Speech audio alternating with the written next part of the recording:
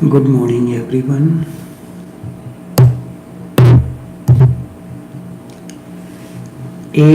June 8th,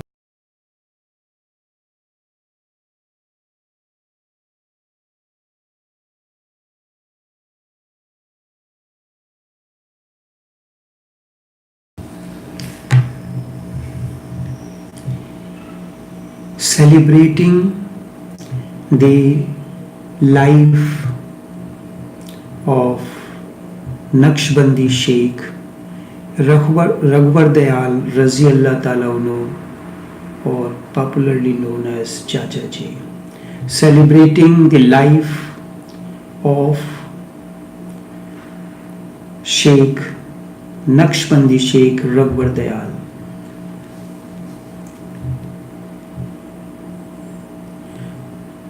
On 7th of June 1947, Sheikh Raghuber Dayal, popularly known as Chacha Ji, entered into Mahasamadhi. And on 8th of June, his body, the mortal remains, were cremated according to Islamic rites, and his shrine is 7 miles outskirts of Kanpur city in India. It is important that we celebrate the birth anniversary, the day when the Sheikh took Samadhi, or other important days, because on days like these there is extra surge of energy in the atmosphere. Chachaji was the younger brother of Sheikh Lalaji Raziallah Ta'ala. He was born on 7th of October 1875. Lalaji was born on according to Hindu calendar Basant Panchami, the day of the spring, 2nd of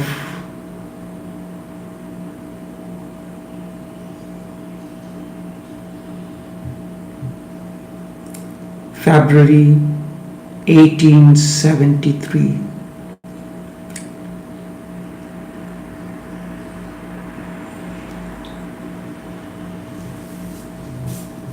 When Lalaji came in contact with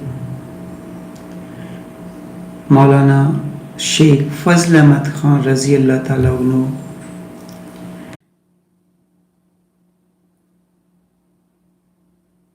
it was quite amazing. A person who has entered Samadhi, but when this person went to touch his feet, holding the feet to pull him to lie down, he get a shock and he fell almost 3-4 feet away on the ground. When it was asked Sufi Brij Mohan Lal, he said Chachaji never allowed you to touch his feet. How can he allow when he is not in the physical form in the body? And that's why you got a shock. His life was full of hardships, but his teachings were very simple. Very simple. A person came to him and he said, "Tell me some prayer to do." So he told him that in the evening, at the time of dusk, this is the time, there are 2 moments when consciousness is changing the gear. Your night is approaching, you want to go and lie down, you lie on the bed, your head is resting on the pillow, you are asleep and you are awake and you are entering into sleep. Slowly and slowly, the waking state is disappearing and the sleep state is coming. It is something like this: when anesthesia is given, the anesthetist will ask you to count. When the anesthesia is given, the anesthetist will ask you to say 1. You say 1 clearly. Then he says 2. Your tongue began to stagger. Then 3, but nobody can say 4. This is mystical. 3, the patient says quite extending 3, and then the voice fades away. As such, human consciousness is divided into 3: body, mind, and being. So, the 3 stages.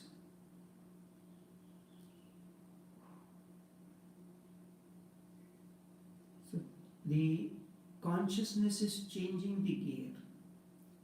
The day is coming to an end. Night is approaching, but before night approaches, there is dusk. Thomas Gray, the 17th century poet, he wrote a poem, a long poem known as Elegy Written in a Country Churchyard. The man is returning with his cowherd, and as the cows are walking, a lot of dust is rising, and he raised the curfew, tolls the knell of the parting day. And that's how he goes on narrating the poem. So you put your head on the pillow, you are waking, but slowly and slowly you are moving towards the sleep. So a moment comes when the consciousness changes the gear. In the same way, when day is coming to an end, night is approaching, there is dusk. Nanak calls this as Amrit Vela. In the morning, when night is disappearing, the dawn is coming, and the confluence of night and the dawn, which is no war land, that's known as Amrit Vela, and those 2 moments. If you become aware at those 2 moments, then a great transformation begins. So he told him, in the evening at dusk, you take a shower, choose a comfortable corner of the house, spread a placemat, light an incense, sit down on that and start crying. Cry for about 15-20 minutes until the cry naturally stops. So first day he did it. The family members thought maybe he has remembered some past incident and that's why he is crying. So they did not make too much fuss and they allowed him. Second day at the same time he continued the same thing. So they is still allowed. Third day it happened. Then fourth day they got concerned that every day at the time of dusk making a cry. According to Hindus, crying at the time of dusk is considered as a bad omen. So they inquired, what is that he doing? He said, this is my prayer. My master had told me to do the prayer like this. So then it happened. The family members got concerned, and instead of going to Chachaji, they went to his older brother, Lalaji, and he said, what kind of prayer your younger brother teaches? he told my father this as a prayer. Lalaji listened to the complaint and then he asked for Chachaji. The moment that was the love for his elder brother, as soon as he heard that Lalaji had called him in a very respectful manner, he reached with his head bent, folding his hands, and he continued to say, "Yes, sir, ji, sir," in Hindi. He said, "Why did you tell him that prayer to do?" He said his heart was too hard. And when heart center is hard, like a rock, and you send the energy, it does not reach there, it strikes and comes back. So his heart center needed to be softened. Emotions help you to clear the dross and all that is there, suppressed emotions, feelings, they become an obstruction in the flow of energy. So crying clears the emotional disturbances, then journey through awareness becomes possible. This is known as jasp. Chachaji was a master of jasp, or absorption, or how in Sufism we use two terms, jasp and sulu. Jasp belongs to the heart, softening the heart, making the heart center supple. That is one of the most basic teaching. If you want to bring about transformation in an individual, heart is the way. You have to start working on the heart center first. And when the heart becomes soft, tender,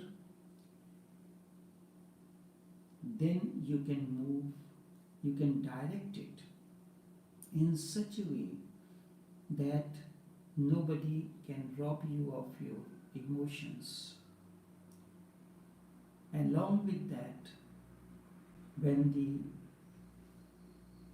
higher centers, the throat center, center of expression, the third eye center is developed together in a systematic manner, then the spiritual progress is possible. So it happened after Lalaji just gently gave a smile and consent. Consent to Chachaji, yes, you are right, his heart was too hard and energy could not be sent for transformation. It was just bouncing back and coming back. So after coming back from Lalaji, he told the person, now stop all that. You cried, and because of that, the complaint reached to the big brother and he scolded me. Such was his teachings. Very simple. He says, which is a Hindi word, if you play the game of falsehood, pretend, man ultimately becomes what one pretends to be. Jhuttal khele sachal hoye. If you start pretending or imitating someone who is stammering, then it will happen.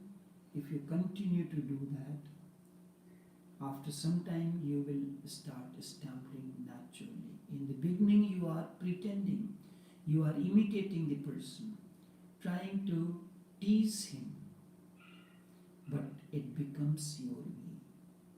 So if you play the game of truth, game of awareness, then eventually that becomes your way. Jhuttal khele sachal hoye. Sachal khele parlay hoye. When you play the game of truth,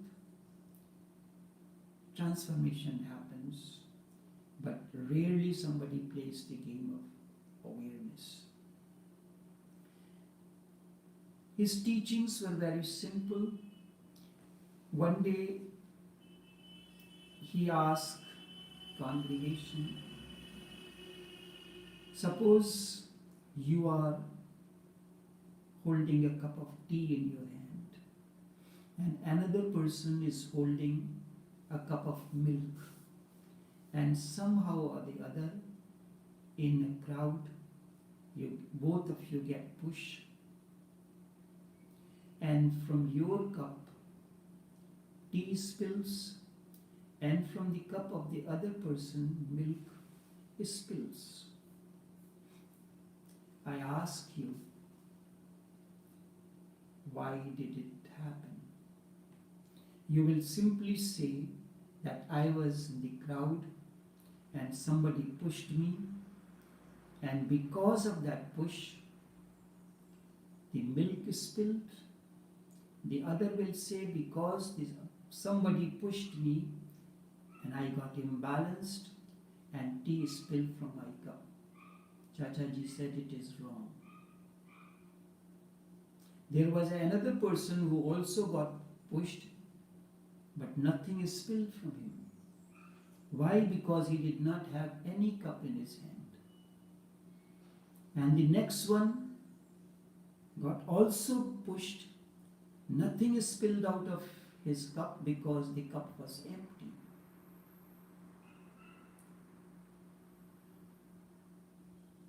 Chachaji said, whatever is in your cup, when somebody pushes you, it will spill from that. If your cup has tea, tea will spill. If it has milk, milk will spill. If water is there, water will spill. If there is nothing, the cup is empty, nothing will spill because there isn't anything there. In the same way, when we are traversing through life's roads, through the behavior of the people, through circumstances and situations, we get pushed. The circumstances and situations, the people's behavior and attitude, it is something like we get pushed. That time, your reality, what is there deep within you, it spills out of you. Your truth, what you have within you, begins to surface. If you do not get pushed into these situations, you will not know what you have within you. So when these circumstances and situation comes in life, they are a great benefit. They help you to know what you have within you. A circumstance and situation comes in, the wife says to the husband, you have made my life hell. It is because of you my life has become a hell. You have imprisoned me. I have no freedom to go here, there, or speak to this one or that one. It has become a torture for me. This is the way we operate. But should a meditator operate like this? If you continue to operate like this in the company of the Master, then you have not been in the company of the Master really. Your patience, your silence, you can have patience in you, you can have silence, attain to silence, you have attained gratitude, you have certainty, you have grace within you, or you can have anger, bitterness, jealousy, hatred, dislike, about the circumstance and situations. All these things can be in you. So it is whatsoever is in your cup. That is what will spill when when the push of the circumstance or situation comes in life. When all these circumstances and situations that come into our lives on a day-to-day basis, they are like somebody is pushing us, and at that moment, because of that push, whatever is deep within you, if there is patience, you will say, let thy will prevail. If there is gratitude, I am thankful for you to give me this opportunity to introspect. If you have certainty, yes, let thy will prevail. Nothing will remain. This too will pass. This too will pass if you have trust in the Master. There was an incident. A king was a devotee of a master. He asked the Sheikh to give me a message that I should use when I am very much in necessity of it. So Master wrote something and told him to put it inside the watch, and this message should not be revealed, should not be taken out, should not be opened, unless he finds that there is no other option for him. The situation has become so difficult that it is impossible for him to survive. Many times situation came, he wanted to open it, but he realized that there was a solution, so he did not open. He remembered the words of the Master. It happened that the neighboring kingdom attacked. He lost his kingdom, lost everything. He was running with a few soldiers for survival, and he was riding the horse and running. He was hearing the footsteps of the enemy coming, and he reached to a crossroad. So there he changed the direction. Instead of going into the major road, he went into a thoroughfare and hid himself. He continued to hear the footsteps of the enemy, and slowly the sound began to disappear. He was alone with his horse. He found that this is the only opportunity, that there is no life seen in front. This is the moment that Master spoke. When a situation like this comes, you open that message and read it. So he opened the message. On the piece of paper it was written, this too will pass. Only this much message, this too will pass. No circumstance and situation remains forever like that. It is ever changing. And this brought a new surge of energy into him. He remained there for some time, gathered courage. Slowly he recovered his army and captured back his kingdom. This is certainty. Then your own grace. This is one way that you can have within you, and it will spill from there. Then the anger, what God has done for me. I have come here for this and that, and so my life has become hell.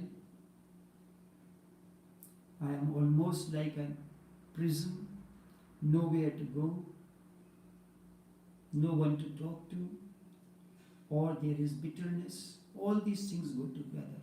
Jealousy, hatred, conflict. So whatsoever you have within will spill in the moment when a circumstance and situation comes in. Such was the simple teachings of Chachaji, not talking simple stories, simple anecdotes, through which he brought about transformation in the life of the people and continued his life from 7th of October 1875, when he was born, until 7th of June 1947, when he entered into Mahasamadhi. We will continue these talks from the life and works of Chachaji, Naqshbandi Sheikh, Sufi Raghuber Dayal, who was popularly known among his followers as Chachaji. Chacha means uncle. Out of respect, we'll continue in tomorrow's session. Until meet again, take care.